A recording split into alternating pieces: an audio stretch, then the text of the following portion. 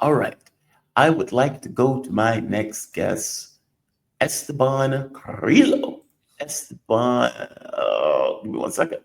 There we are. I always try to level up based on my guess because sometimes it looks weird if one person right is way up and the other person's way down. I think No, that's you're good. perfectly fine. You're Okay. fine. I can change mine. There's no issue. Esteban Carrillo, he is Ecuadorian journalist currently writing for The Cradle. He was previously with Telesur English. Both of those are fantastic outlets. How you doing, Esteban? You doing okay today?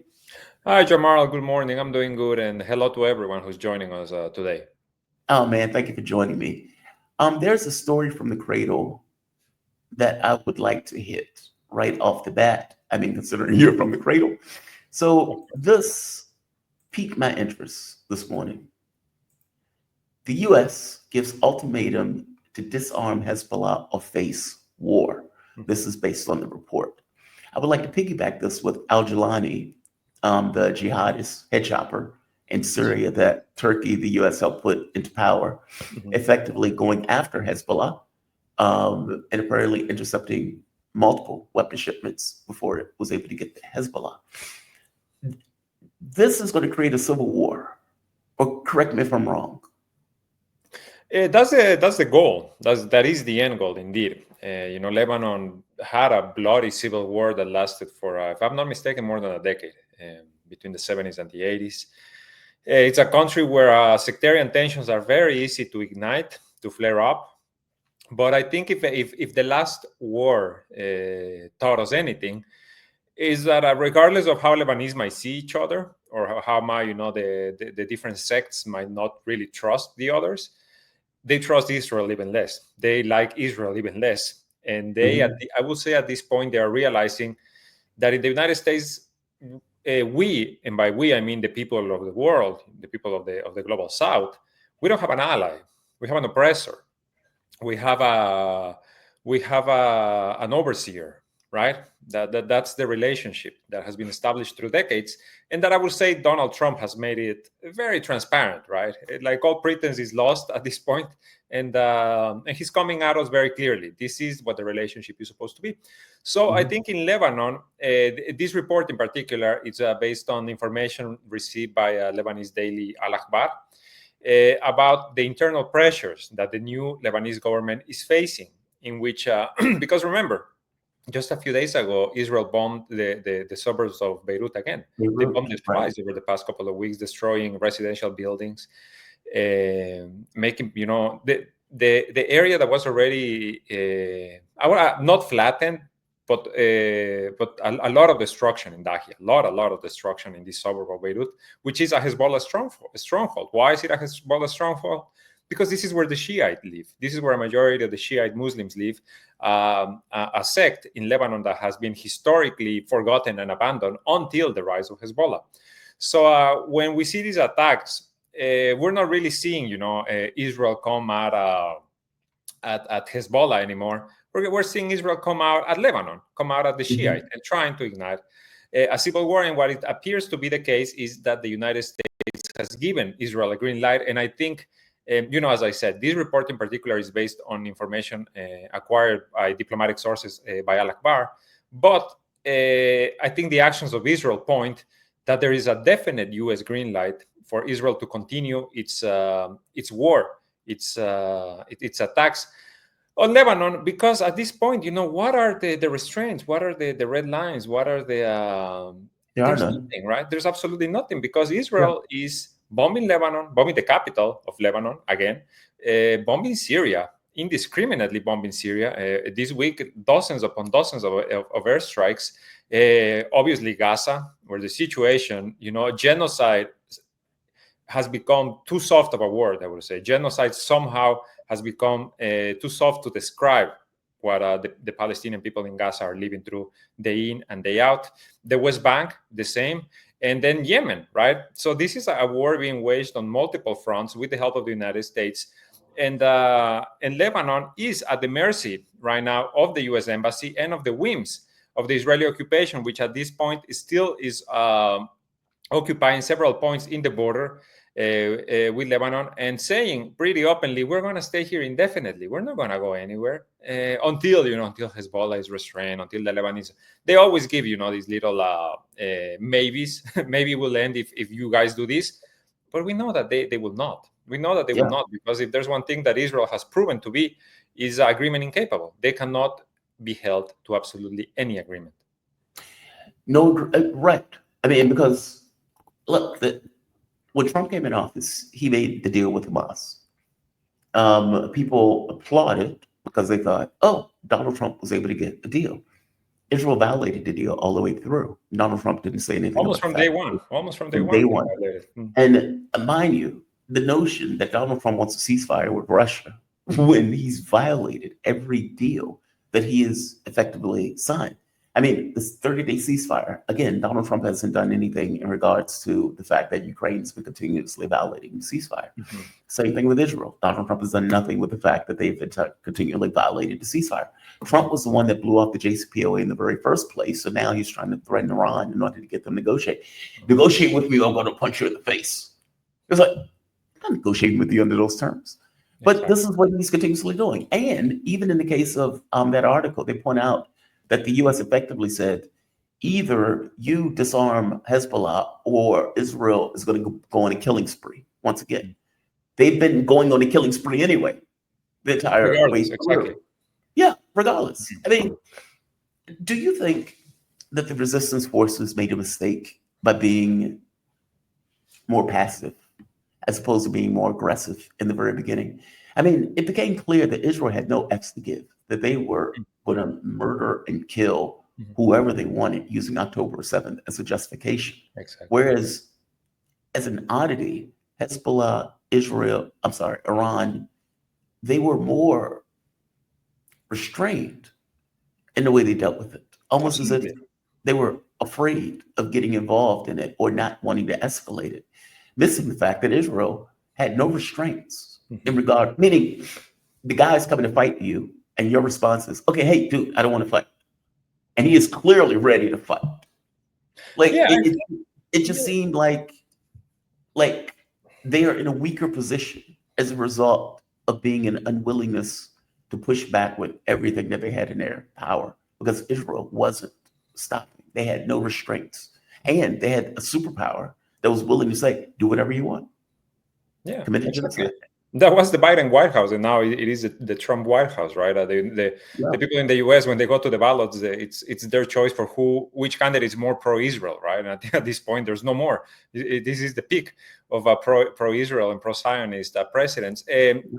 Yes, I agree with you entirely. And I think I've said this before when I've joined you in other times, that there was a very profound mistake in strategic terms from the resistance axis, in the acting as if though the enemy was someone you could reason with, was someone you could reach an agreement with, was someone that there's obviously the sense that Hezbollah and mainly Hezbollah, honestly, I would say in this case, because Iran was very hands off until the end, at least, and Yemen, I would say the distance, right? The distance between Yemen and Israel plays a big factor in how much Yemen can actually do. Right. But I would say that Hezbollah in particular, they didn't do what they should have done, which is exactly what you're saying, just come in at full force. Because an opportunity was there at some point. I would say at the beginning. Hell, the opportunity was there on October the 7th, right? When Hamas flies into Israel, catches them with their pants down entirely, embarrasses them, to the point that everything that we're seeing in Gaza happened. It continues to be this knee-jerk reaction to what happened on October 7th, right? And this is why how it's justified in the media by commentators, by politicians, etc., because of how badly they were surprised on October the 7th. And I think on October the 8th, if the goal of the resistance axis was to free Palestine, then that was their chance, right? Yeah. But this is a complicated topic to broach, because at the same time, what we are saying here is that the late Hassan Nasrallah, for example, or or any of the resistance leaders, by showing their restraint, they're showing their humanity, right? Because Hezbollah at no point targeted civilians in Israel. Even the Hamas attack on October the 7th, despite the propaganda that continues to be spread, most of the deaths that they were caused by the Israeli army. They were caused by the Hannibal Directive. There were Apache helicopters deployed to shoot at everything that moves. It wasn't, there's no proof of Hamas rapes. There's absolutely zero proof that they burned any babies yet. In the U.S. Congress, this is a topic that is continuing to be brought up as if it is a fact. So, I don't think, like I said, it's very difficult because I'm not advocating, for all of a sudden the resistance axis to become the monsters that their enemy is. But they should have recognized that Israel was coming at them with everything they had. Because for Israel, and I've said this before and I'll say it again, Israel has treated this like an existential matter from day one. From October 7th, they treated this like this was a do or die situation. And the resistance axis didn't. They treated it like they had the upper hand, which at some point they did until they lost it. And then they treated it as if they could, very incrementally push back against Israel. And at some point, that strategy obviously backfired on them because you have so many factors, Jamarl, so many factors that to consider, right? Because on the one hand, Israel, truly all they need to concern themselves about is whether the reservists are going to show up or not, right? That's the peak of their concerns. It's not about getting the captives from Gaza back. I think that's beyond clear at this point. It's not about are we going to run out of weapons because the U.S. is going to continue to make those weapons and send them their way. It's not like are we hurting our economy? Because again, when is Israel going to run out of money, right? If the United States keeps sending them billions upon billions of dollars, their economy is going to be fine in the medium and long term for sure. So the real question is, are we going to have enough manpower to go after all of these targets, which has been, to this day is the question, right? The ultra-Orthodox Jews are refusing to this day to enlist. Only 2% of of all of them that got called up actually enlisted. Right. Remember at one point a few months ago, they were discussing how are we going to refill our forces if the Haredim, the ultra-Orthodox, are not joining? Well, they managed because they keep calling the reservists, right? The reservist force continues to say, there's these rumors, letters, statements, even op-eds in outlets like Haaretz, in which they talk about the atrocities that they are committing in Gaza and that they essentially are saying, I don't want to do that again, right? I don't want to go back. Yet they are still doing it. Because at the end of the day, that's the only question that matters for Israel. But for the other side, for the resistance axis, there's all of these considerations, right? In Hezbollah in particular, they needed to consider also Lebanon. They needed to consider internally Lebanon with all of its crises and do we want to drag Lebanon into war? The Iraqi militias that were also at one point targeting Israel and U.S. bases daily. Same question, right? We need to be part of this government. We need to be, how much do we want to cut the Iraqi government at the knees? The Yemenis, I would say, are to this day the most willing to put themselves on the line, but that's a completely different conversation because it's a completely different situation with Yemen. And at the end, you have Iran, that to this day, we're still waiting for True Promise 3, right? That ain't coming. I'm sorry, that's not coming. Look, I agree with you. I agree with everything you just said. I think my issue with it is they're still targeting Iran as we speak. Meaning, even though Iran have effectively tried to stay out of it, kind of, even though they might have given weapons and everything else, Syria has fallen. So one of the main axes of resistance has fundamentally and entirely collapsed. There's a jihadist who wouldn't fire a bullet in anger at Israel at this point, while Israel is bombing Damascus. You have Hezbollah, who seems to be very weakened after everything that has effectively taken place. You have Gaza that has been fundamentally destroyed, meaning Israel has had no issue, no compunction at all in murdering as many people as they want to, whether they're in Lebanon, whether they're in Syria, whether they're in Gaza, whether they're in the West Bank, or for that matter, even targeting Iran with the Trump administration that may actually be willing to do that fool's errand of attacking Iran. So it's like, if Israel has had no compunction in doing this, then there's no restraint. And the only restraint that you get, you're not going to get something outside anywhere else. The only restraint is whether or not you have the power to stop them from doing X or Y. There's nobody else to do that. Europe is not getting involved. The U.S. is going to be on the side of Israel. There is no, as Mark would say, Leviathan to prevent them from committing atrocities short of the Arab nations that are willing to stop them from doing it.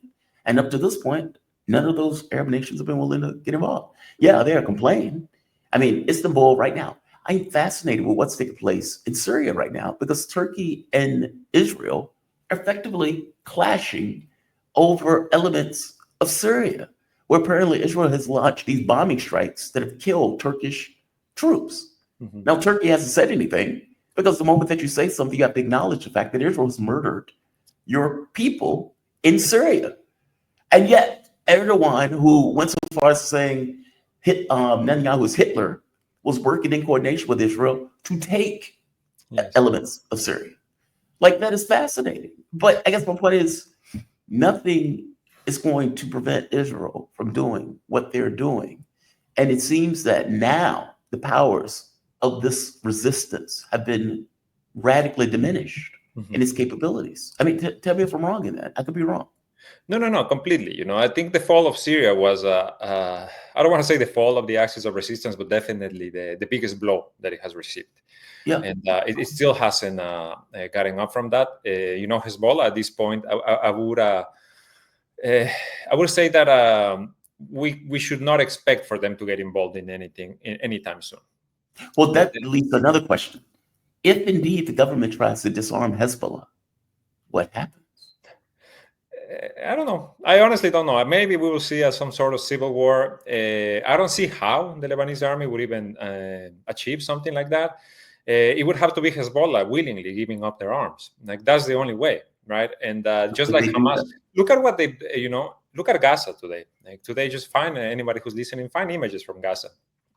And consider that Hamas is agreeing to every new proposal that for a ceasefire that we know Israel is going to violate regardless, except for disarmament, because they say disarmament is really like the only true red line. It's because again, this is existential for us. Now we're finally seeing that, and I will see Hezbollah taking a similar stance. And regardless of anything else that happens, that their weapons are their freedom, right?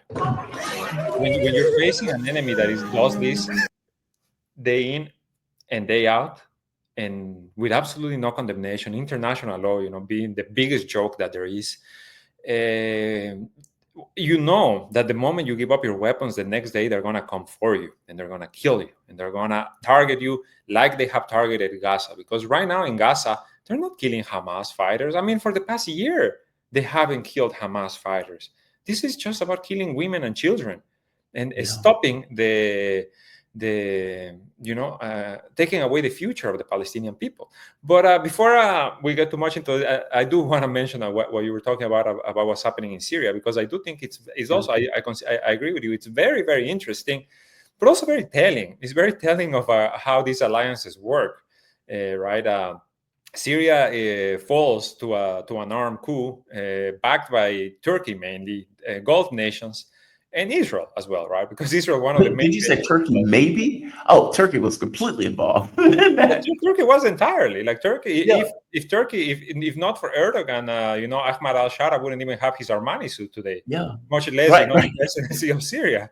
So the same, for the Gulf nations, for Saudi, for the UAE, that laid the groundwork truly for this to happen.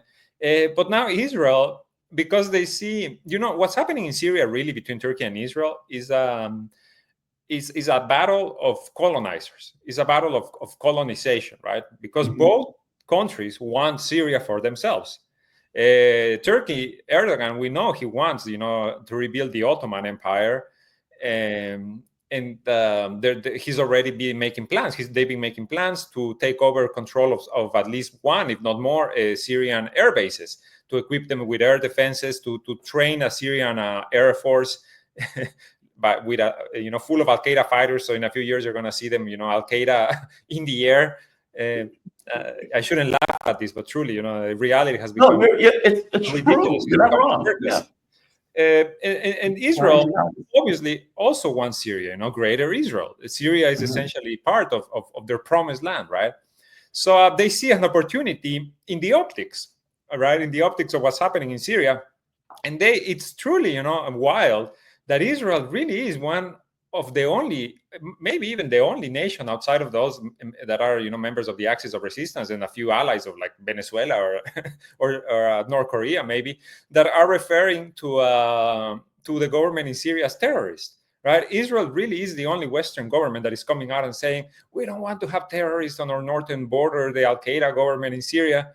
And, it's not because they care. When has Al-Qaeda or ISIS, for that matter, attacked Israel? When? It has never happened. Well, actually, one time it happened, and ISIS apologized afterwards.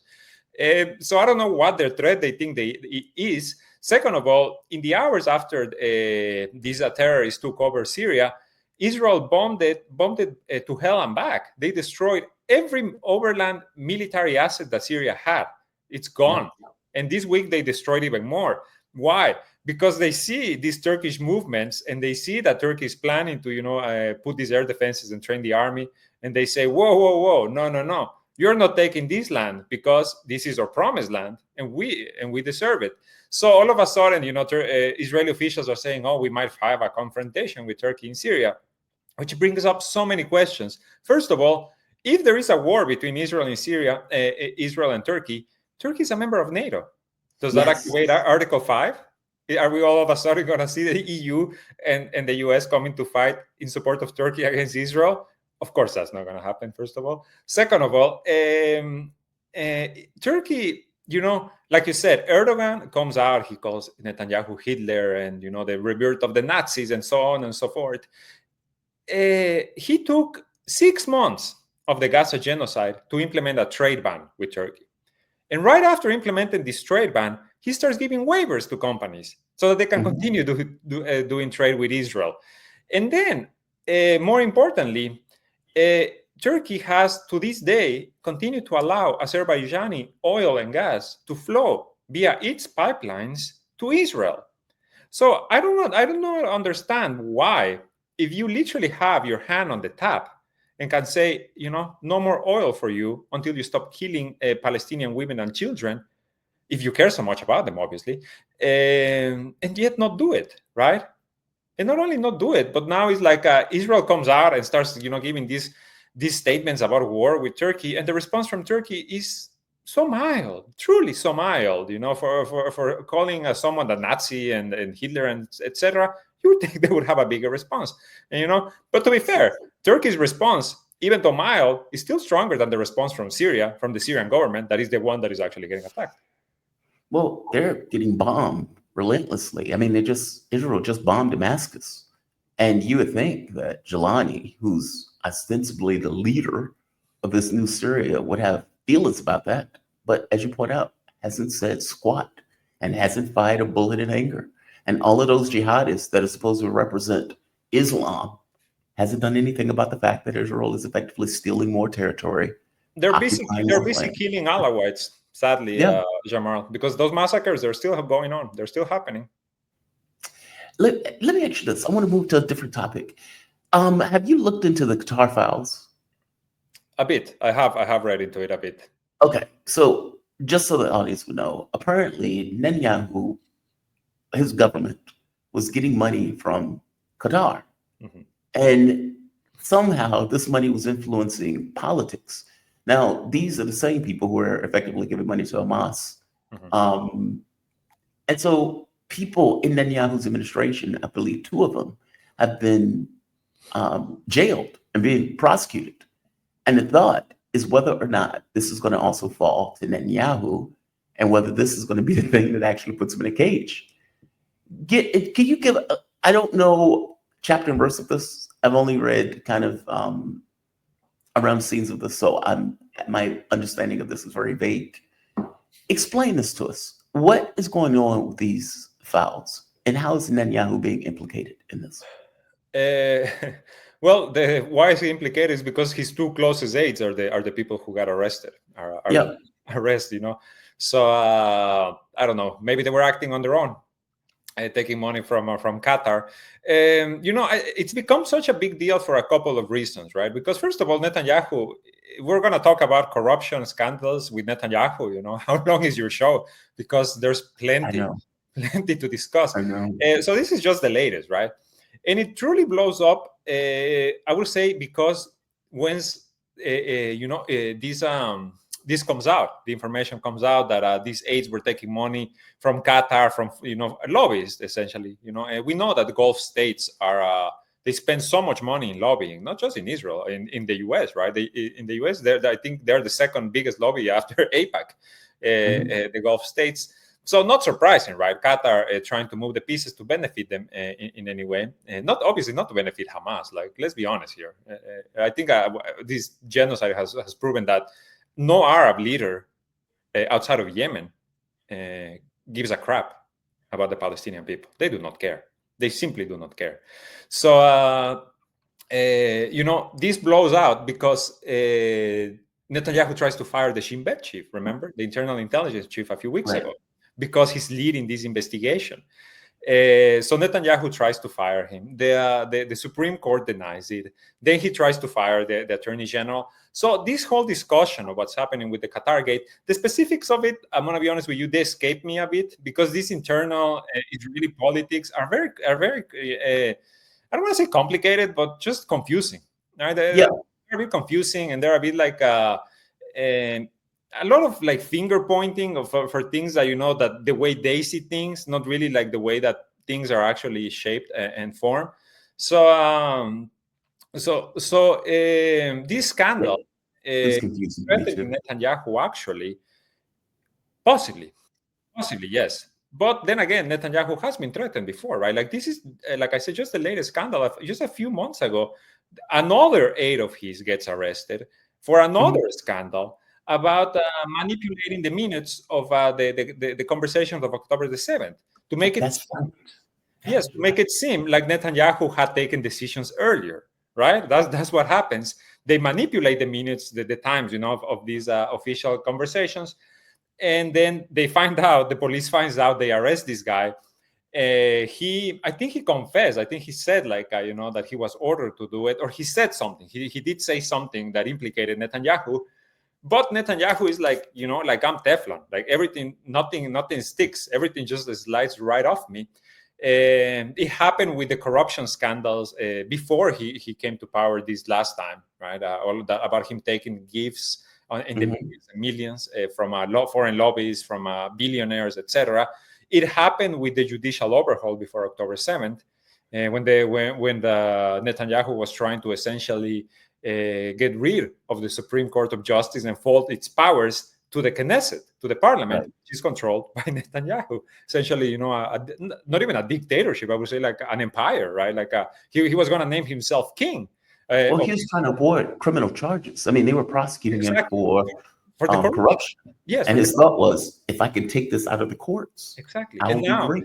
And now the Qatar gate scandal, which again is about Netanyahu ostensibly via his aides receiving money to further Qatari interest, and allegedly to diminish the Egypt's influence, and kind of work against it, right? Like Qatar paying Israel so that Qatari interests are placed first, because the main negotiators in the ceasefire with Hamas are Qatar and Egypt, right?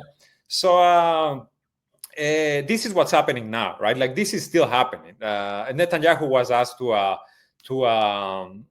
testify. I think he did testify in front of the judge, but obviously, this man, he's not going to give the game away, and I don't think his aides are going to give the game away either. And is this going to bring him down? I highly doubt it. After everything he has done, and still with the standing he has, not just in Israel, right? Like the current Israeli government, I think to the last poll, it only had about 17% support from the people. But that doesn't mean that they are ready to topple the government, first of all. And second of all, the war in Gaza, the genocide in Gaza, has really become almost a non-factor in Israel for protesters or for activists. So then the question becomes, you were taking money from some Gulf monarchy that is also paying Hamas. what has been happening for almost 10 years at this point. Yeah. Right? Like, what is the big a concern here? If this government has already been mired in so much corruption for so long, what's going to change today, right? And who's going to step in? Esteban, man, you always have my appreciation. I really appreciate this conversation. Esteban Carrillo, he's an Ecuadorian journalist currently writing for The Cradle, previously with Telesur English. Esteban, is there anywhere else that people can find your work? They can find us obviously on social media. My Twitter handle is right down here. And you can search for us on YouTube, where we have a weekly podcast called The Cradle News Roundup. We would love people to check it out. Badass. Thank you for this, man. You be safe. Have a good one. You too. Bye-bye. All right.